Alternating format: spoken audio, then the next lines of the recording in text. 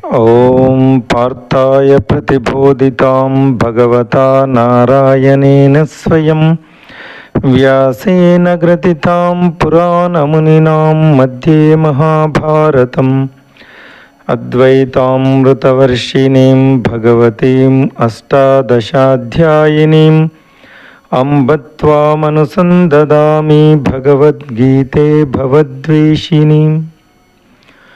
नमोऽस्तु ते व्यासविशालबुद्धे पुल्लारविन्दायतपत्रनेत्र येन त्वया भारततैलपूर्ण प्रज्वालितो ज्ञानमयप्रदीप।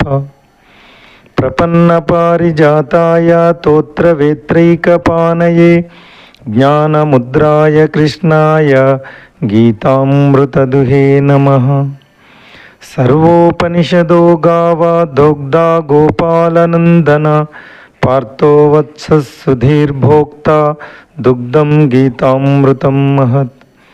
वसुदेवसुतं देवं कंसचाणूरमर्दनं देवकी परमानन्दं कृष्णं वन्दे जगद्गुरुं।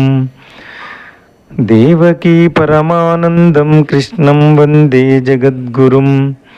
देवकी परमानंदं कृष्णं वंदे जगद्गुरुं। శ్రీకృష్ణ పరబ్రహ్మణే నమః. శ్రీమద్భగవద్గీత 6వ అధ్యాయము ధ్యానయోగము 14వ శ్లోకము. ప్రశాంతాత్మా విగతభి బ్రహ్మచారి వ్రతే స్థిత మనస్సంయమ్య మచ్చిత్తో యుక్త ఆసీత మత్పర. సాధనలో ధ్యానం ఎలా చేయాలో వివరిస్తూ శ్రీకృష్ణ పరమాత్మ ఈ విధంగా తెలియజేస్తున్నాడు. ఇంతకు ముందు శ్లోకంలో తెలియజేసినట్టు సాధకుడు ప్రశాంతతతో భయరహితంగా నిశ్చల మనస్సుతో బ్రహ్మచర్య వ్రతంలో దృఢ సంకల్పంతో సావధానుడై యోగి నేనే పరమలక్ష్యంగా నాపై ధ్యానం చేయాలి అంటున్నాడు శ్రీకృష్ణ పరమాత్మ. ధ్యానంలో సాఫల్యం సాధించడానికి బ్రహ్మచర్యం పాటించడం యొక్క ఆవశ్యకతను శ్రీకృష్ణుడు ఉద్ఘాటిస్తున్నాడు. జంతువులలో సంతానోత్పత్తి కోసం లైంగిక కోరికలు దోహదపడతాయి. జంతువులు ప్రధానంగా ఈ ప్రయోజనం కోసమే ఆ చర్యలో పాల్గొంటాయి. చాలా వరకు జీవజాతుల్లో సంభోగానికి ఒక నిర్దిష్ట కాలం ఉంటుంది. జంతువులు ఈ క్రియలో యథేచ్ఛగా పాల్గొనవు. మనుష్యులకు ఉన్నతమైన బుద్ధి ఉండడం చేత, యథేచ్ఛగా ప్రవర్తించే స్వేచ్ఛ ఉండడం చేత సంతానోత్పత్తి కోసం ఉన్న ఈ క్రియ ఒక విచ్చలవిడి భోగంగా మార్చివేయబడింది. కానీ వేదశాస్త్రాలు బ్రహ్మచర్య ఆచరణకు చాలా ప్రాధాన్యతనిచ్చాయి. మహర్షి పతంజలి ఇలా పేర్కొన్నాడు: బ్రహ్మచర్య ప్రతిష్టాయాం వీర్యలాభ. యోగ సూత్రాలు 2.38లో చెప్పినట్లు బ్రహ్మచర్యం పాటించడం వలన శక్తి చాలా వృద్ధి చెందుతుంది.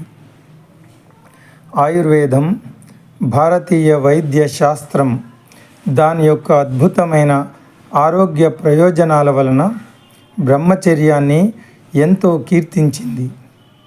ధన్వంతరి యొక్క శిష్యులలో ఒకరు తన సంపూర్ణ ఆయుర్వేద విద్యాభ్యాసం పూర్తయిన తరువాత తన గురువును ఇలా అడిగాడు: ఓ మహర్షి, దయచేసి ఇప్పుడు నాకు ఆరోగ్య రహస్యాన్ని తెలియజేయాలి అని.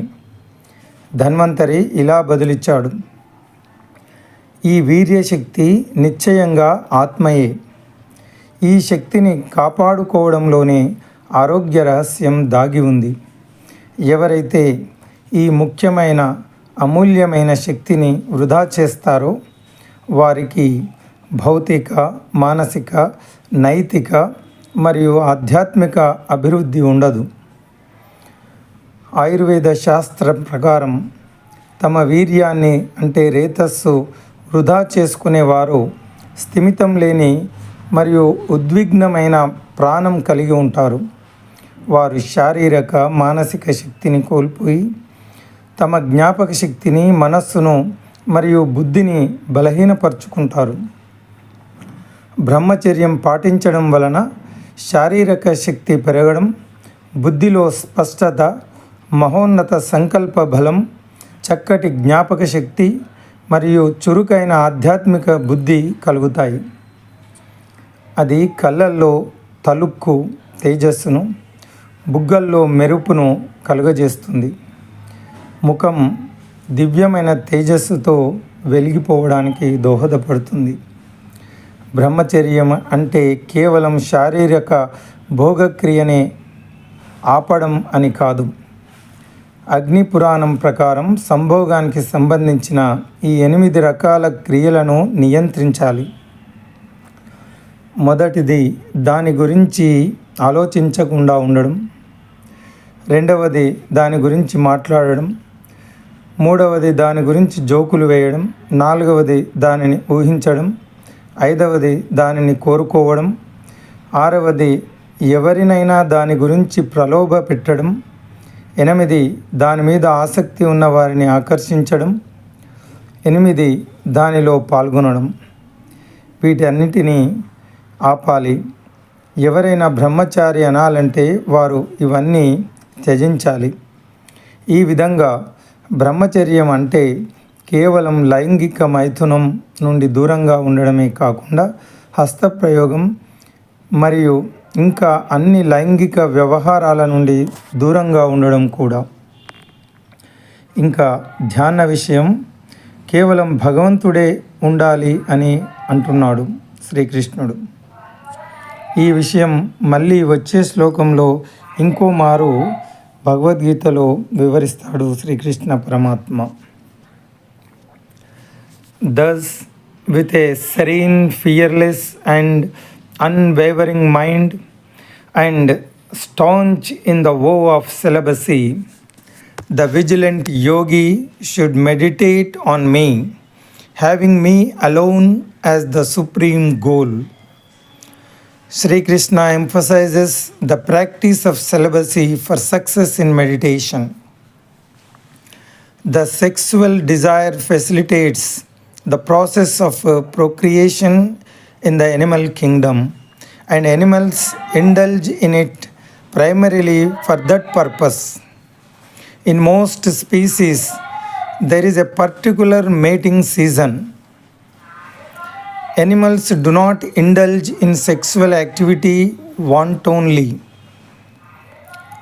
Since humans have greater intellects and the freedom to indulge at will, the activity of procreation is converted into a means of licentious enjoyment. However, the Vedic scriptures lay great emphasis on practicing celibacy.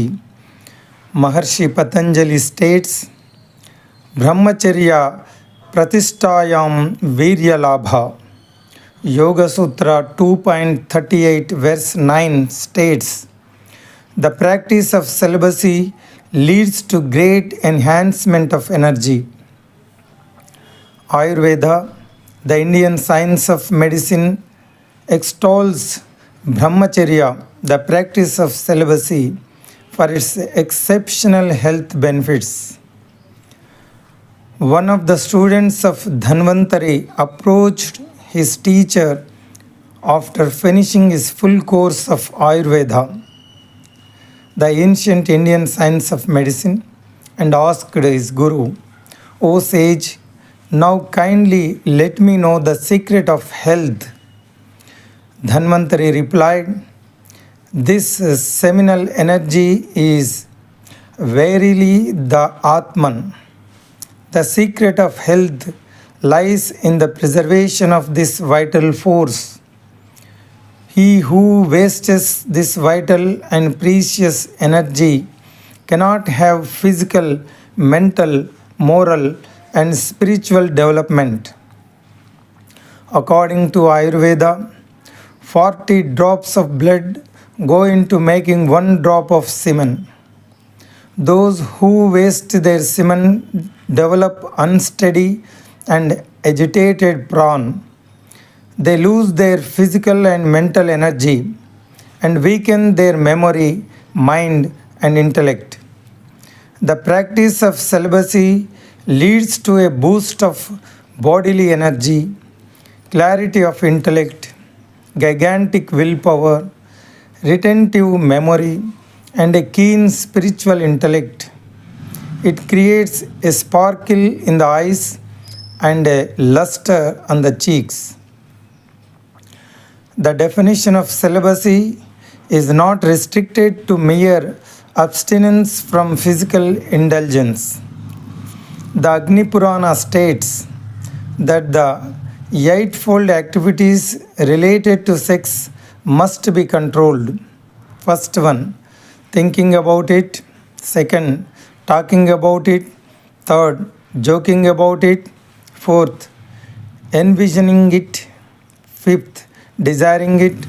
Sixth, wooing it to get someone interested in it. 7. Enticing someone interested in it. 8. Engaging in it.